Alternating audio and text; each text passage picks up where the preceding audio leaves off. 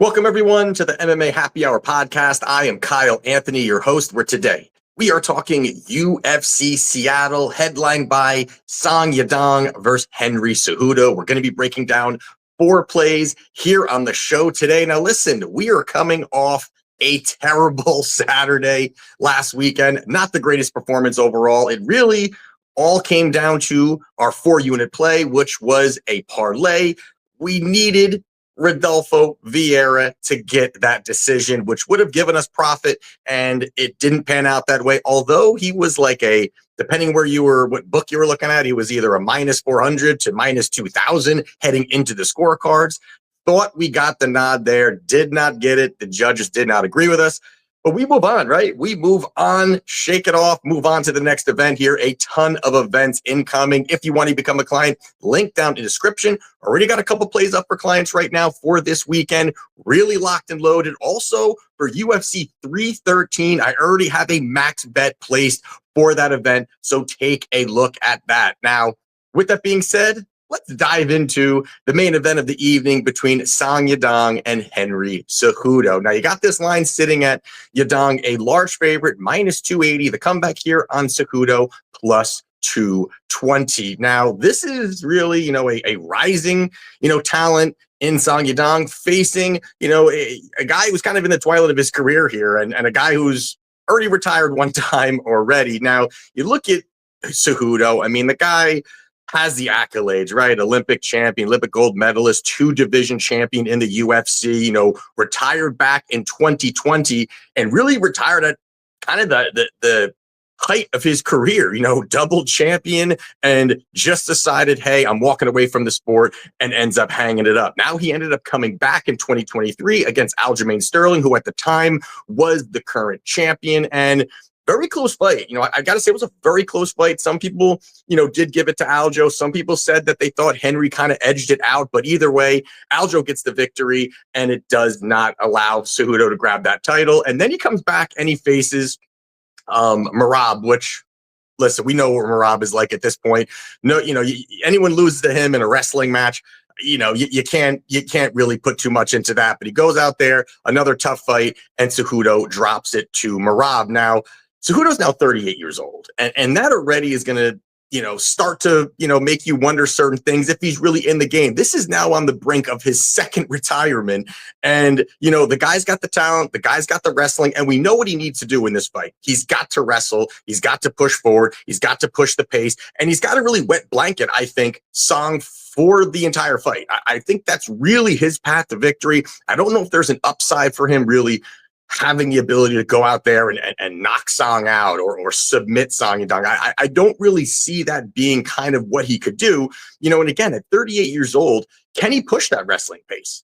Can he push a pace over 25 minutes and be relentless with it? Song is going to be there. It's going to make it very tough. And you got to also add in the fact that Song Yadong has solid wrestling himself. He comes from Team Alpha Male, good camp for wrestling, and, has already shown throughout his career, 72% takedown defense rate. Definitely nice. And even when he's in these, situations of the wrestling, he does have some nice scrambling ability. He does have good get-up game, and he does have the ability to start to create some of that space here. Now, the other part that you got to look at here on the Cejudo side is that he's kind of undersized for the division. And, he's going to be the smaller guy here. He's going to have, the smaller guy, the lesser reach. And I do think that is one definitely going to be helping Song, but it's also going to make things, I think, a lot more difficult for Henry Cejudo to look for these takedowns. I think that's what's going to be the problem here, is that he's not going to have that physicality. He's not going to have that strength advantage. I think that really points you to Song Yadong to find a lot of success where it's going to be defending the takedowns and looking to land the shots. Now, if this fight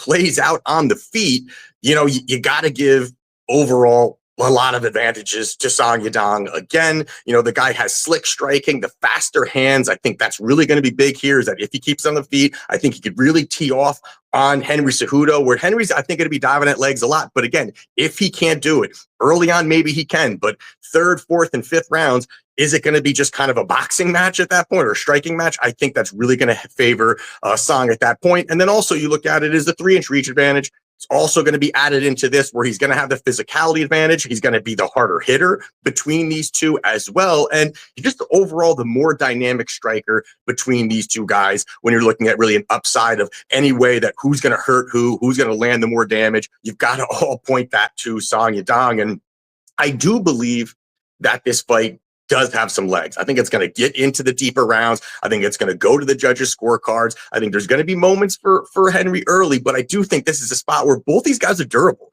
These aren't guys that get put away very easily at all. You look at Henry Cejudo here. He's been finished once in his career out of his 4 losses. Then even Song Yadong, he's been finished twice out of his 8 losses in his career. Obviously, he's got a long career because he's been fighting since he was so damn young. But the 2 losses that he suffered by finish was Corey Sandhagen in 2022, and then the other one was back in 2014 outside the UFC when he was much younger and inexperienced. So I think this is a spot where some of the wrestling could maybe slow this pace down, but I think that this is a spot where Song can outland, sprawl and brawl, dictate some of the pace a little bit, outland him. And I like Song getting this victory via points, and that's sitting around plus 130. And I really like this spot, like the angle. And I think this is the next step up for Song to continue his rise up the ranks. So I'm going Song Yadong by points plus 130. Next one here we're going to be going over is going to be Gene Matsumoto versus Rob Font. Now you've got Matsumoto. He is minus 175. The comeback here on Rob Font plus 138. Now, this is another spot where you've got, a newcomer versus a vet here. And Matsumoto, 16-0, 25 years old, has looked the part, looks like he's got the goods, just very young. And that's going to be the interesting part about this fight is that you're facing a guy, Rob Font, who's 37 years old, definitely another guy that's kind of ending, kind of his run in the UFC. But with that being said, there are the concerns about his age, but he has looked good in certain spots. And there are some possible issues here, on the Matsumoto side. And I think that one of the big red flags for me going back watching his tape was one of the ones really with his 2 wins in the UFC. He goes out there and he beats Dan Argueta. And Dan Argueta, he's going to be a guy that's going to dive at your legs all fight long until he literally has no more cardio left. And that's kind of what he did here. He's positionally looking good. He was able to, wrestle a little bit, hold on, wet blanket him a little bit, get some control time. And definitely, Dan won the first round. But, after that, he was so gassed out, it allowed Matsumoto to find a submission victory, and really Argueta had nothing left. But the biggest red flag here was his most recent fight against Brad Katona. Now, Brad Katona is a wrestler with, pillow fists, a guy that doesn't really hurt anybody, doesn't have much, damaging ability when you're talking about striking. He has some wrestling and, he can bring that to the cage, but overall his striking is not that good. And when you look at that, he went out there and he was piecing up Matsumoto on the feet, which is very surprising for a guy that, you would think isn't going to be able to do that. Is kind of a decisionator when you're talking about, Katona, a guy that, again, doesn't hurt anybody. And he was landing big shots to Matsumoto's credit. Obviously, he was landing back some big shots. He was rocking him on a couple shots, but he was going life or death with Brad Katona on the feet, and that is a bad sign. He rocked him, hit a Matsumoto with a beautiful elbow, busted him open, blood everywhere. He was just really landing good. And I'm like, this is Brad Katona that I don't really put much stock in at all, especially on the feet. And now he's about to face Rob Font, who is a battle-tested UFC veteran, a guy who has sharp boxing, maybe one of the better boxers in the division. Obviously now he's older, maybe he doesn't have it as much, but he hasn't really shown that this big decline when we're just talking about his pure striking. He's going to be the cleaner boxer, the cleaner striker, the better technical striker, 3-inch reach advantage, is really going to be some big things he can kind of lean on in this fight. Plus he has really good volume. He pushes a good pace. He's going to throw the quick 1-2s. He's got good counters. And those are the things that you're going to start to see here. Plus the fact that, Rob is very defensively sound, 57% striking defense. He's very good when we're talking about, landing the good shots, pushing out the volume, but then staying safe. But you look at Matsumoto, obviously not a big sample size in UFC, but 46% striking defense is not a good thing, especially when one of those guys was Brad Katona that you fought. So not the best. But if Brad Katona can land Again, in that fight, it was 89-89 in significant strikes, but the 3 takedowns got him the win over Brad. But if Katona can land, I think that Rob Font can land at a higher clip if this fight is going to be playing out on the feet.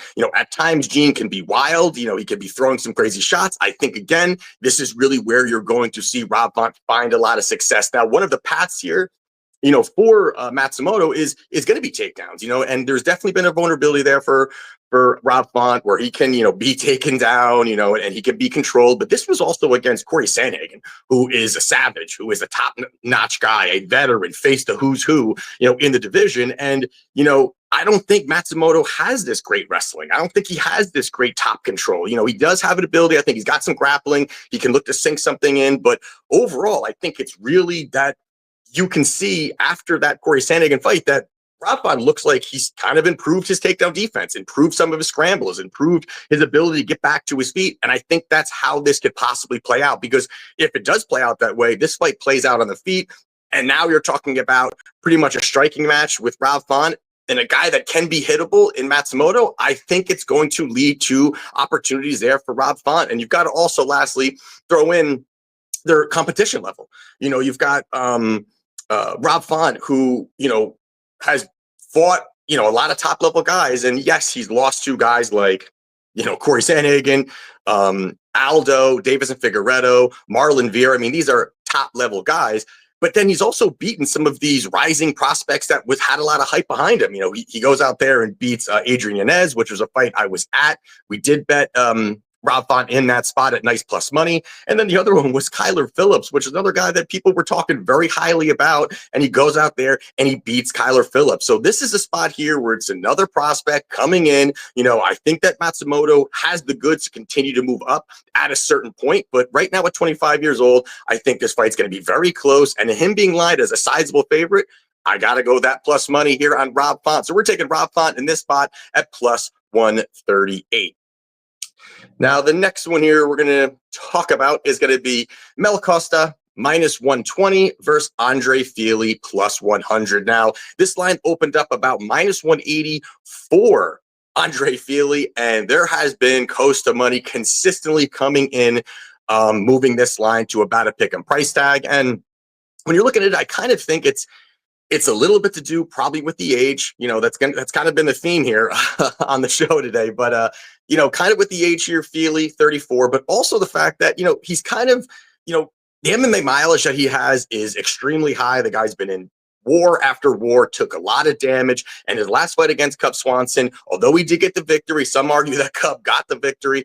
It was a close fight. They were battling. It was a close fight, and it was also that Fili didn't look that great. But again, Cub Swanson is a guy that's been in UFC forever, a tough fighter. He came forward and brought it, but Fili did get the victory. Now, you look at Costa on their side here, solid Muay Thai. The guy's well-rounded.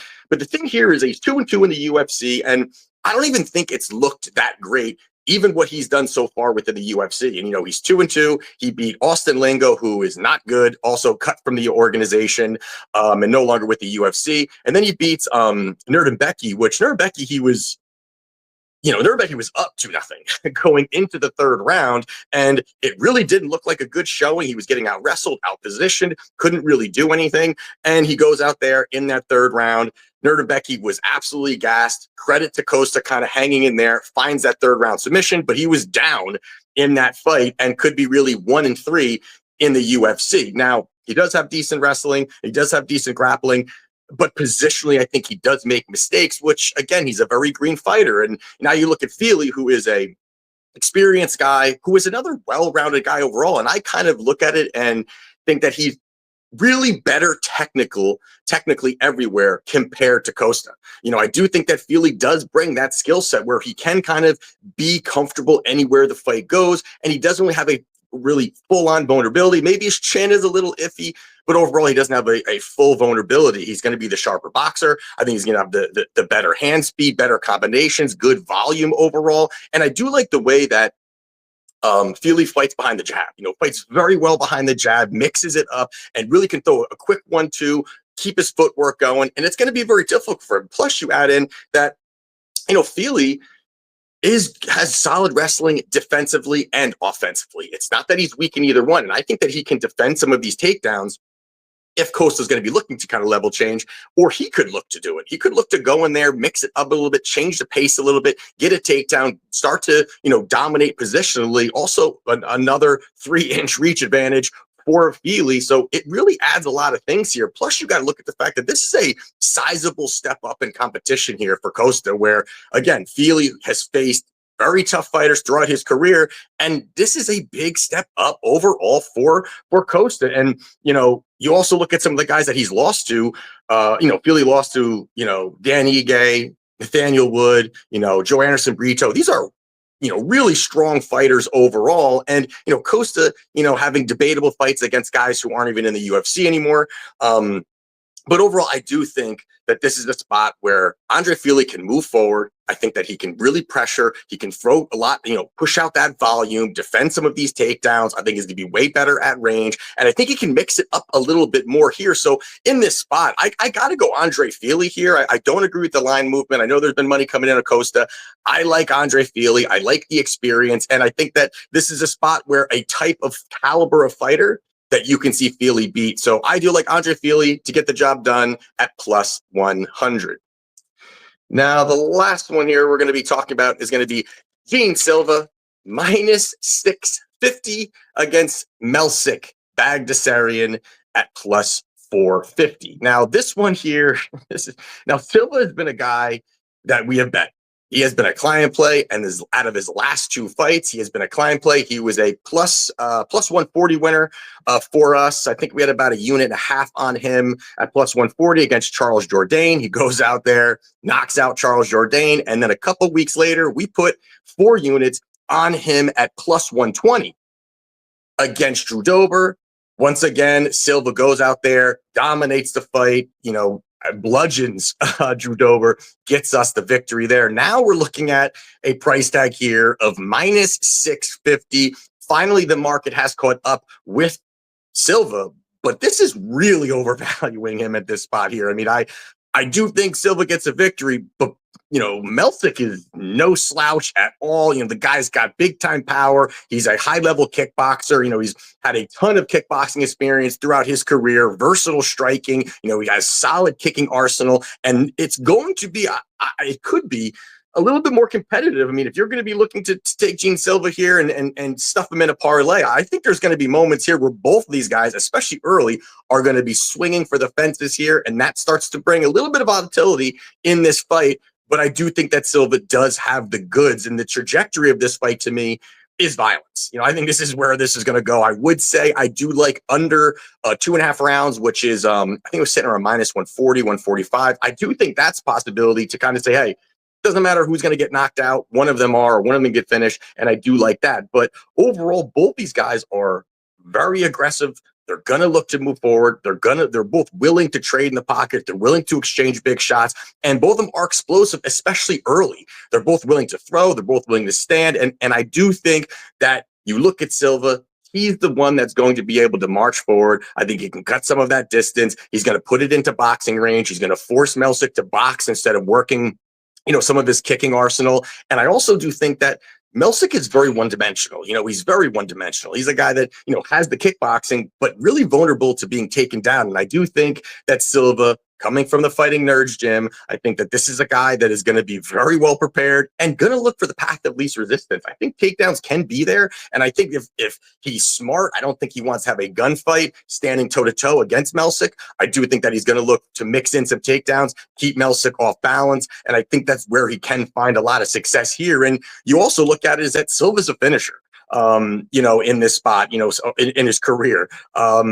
14 victories, 11 by knockout, 2 by submission. He only has 1 by decision here. So that's where I'm going with this play here. I do like Gene Silva to get the job done, but I like it inside the distance here. That's sitting around minus 155. I don't think that's a bad price at all, especially when we're talking about the money line at minus 650. I think it's the best way to play this particular fight, or the under minus 145, under 2.5. I think that's live too. But for the play here, we're going to be going Gene Silva inside the distance at minus 155.